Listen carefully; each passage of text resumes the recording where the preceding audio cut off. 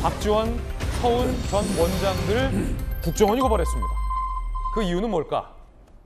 서훈, 박지원, 그리고 검. 국정원이 어떤 이유로 전직 수장 2명을 고발했는지 지금부터 이야기 살펴보시죠. 국정원 박지원 전 원장은 서해 피살 때 첩보 관련 보고서를 무단 삭제했고, 서훈 전 원장은 탈북 어민을 강제 북송할 때 초기에 합동 조사를 강제 종료시켰다. 국정원법 위반으로 2명의 전직 국정원장을 국정원이 검찰에 고발을 했습니다. 검찰에서는 수사하겠다는 방침입니다. 자, 박성배 변호사님, 강력경사 출신이잖아요. 국정원이라는 정부 권력기관이, 정보기관이, 정부기관이 바로 직전에 수장 2명을 고발한 것, 검찰에 매우 이례적인 초유의 상황인데, 자, 구체적인 혐의가 뭡니까?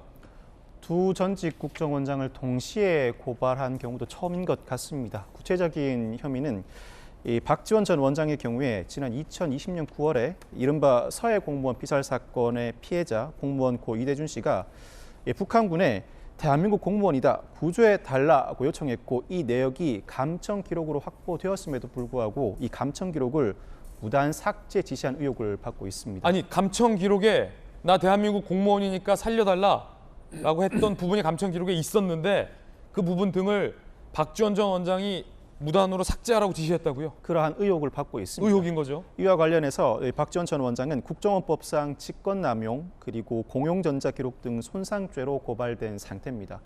또한 서훈 전 원장의 경우에는 지난 2019년 11월 이른바 귀순어민 강제 북송 사건에서 합동 조사를 진행하던 중에 남북관계 악영향 우려에 조사를 강제 종료하도록 지시한 의혹을 받고 있습니다. 통상 조사 기간은 15일인데 3일로 상당히 단축되었다는 것입니다. 이와 관련해 역시 국정원법상 직권남용, 허위공문서 작성죄로 고발된 상태입니다.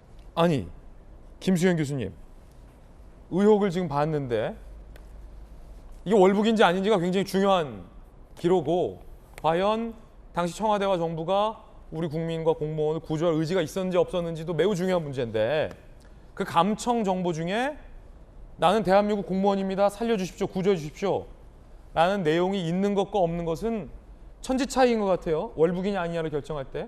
그런데 아직은 의혹 단계이긴 합니다만 언론 보도에 박성배 변호사님 언급했던 그 부분이 있었다라는 보도가 있는데, 자세하게 좀 설명 좀 해주시죠. 이게 사실입니까? 아닙니까?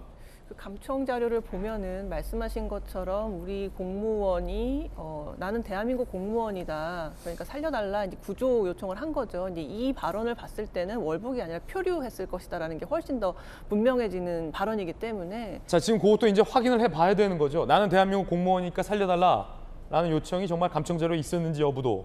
네, 그렇죠. 아직까지는 지금 주장일 뿐이긴 합니다만 이제 앞으로 수사를 통해서 밝혀질 수 있겠죠. 하지만 그 가장 중요한 대목이라고 할 수 있겠습니다.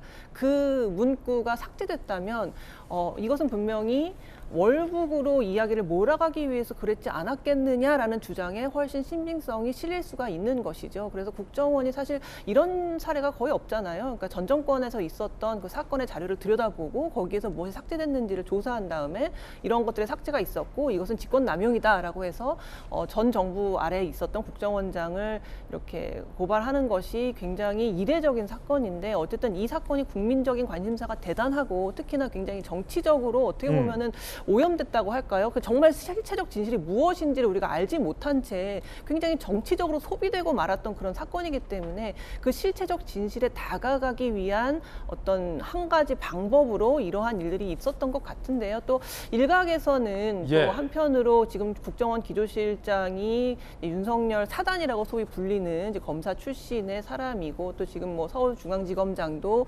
윤석열 사단으로 말해지는 송경호 지검장이기 때문에 이제 이러한 것들이 전 정권에 대한 수사를 뭔가 좀 완성하기 위해서 이미 윤석열 사단이 요직에 포진된 이후에 이러한 일들이 벌어지고 있는 것 아니냐라는 시각들도 일부 있습니다만, 어쨌든 제 생각에는 이런 실체적 진실에 좀 더 다가가기 위한 그런 행보의 하나로 또 볼 수 있지 않을까 싶습니다. 김수현 교수님, 뭐 확인해 봐야겠지만 만약에 첩보 내용 중에 피격된 공무원이 저는 대한민국 공무원입니다, 구조해 주세요, 살려주세요 라는 구조 요청이 있었다면 만약에 있었다면 이걸 월북으로 볼 수 있습니까?